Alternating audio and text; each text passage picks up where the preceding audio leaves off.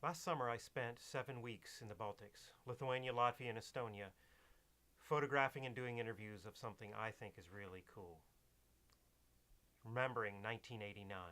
In 1989, 2 million people held hands between the capitals of these three countries to protest the Soviet occupation. But they talked about it being electric, or one woman talked about, I went out with my two little children. I was 22 years old.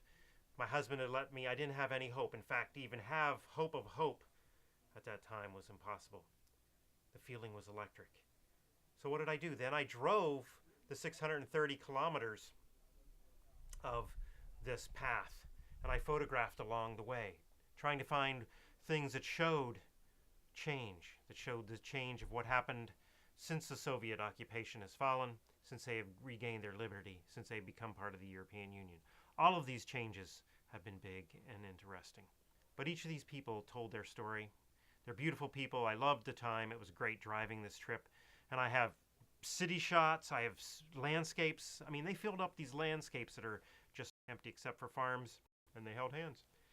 They built bonfires. They celebrated into the night this idea that they could be unified and they could bring change in a nonviolent way. Think about this.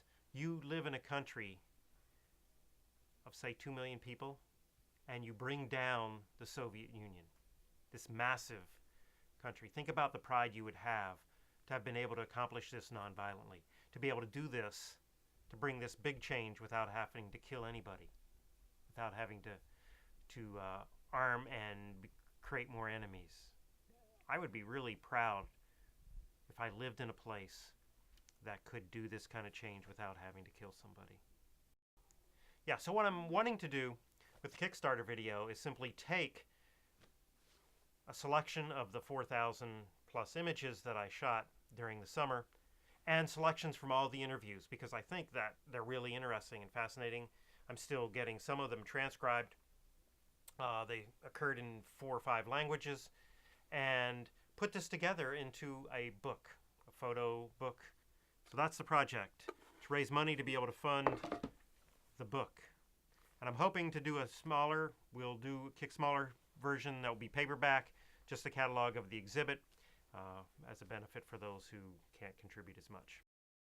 But it's a fantastic story, inspiring story, a beautiful story. And the images are beautiful places and people who I've really come to love and respect.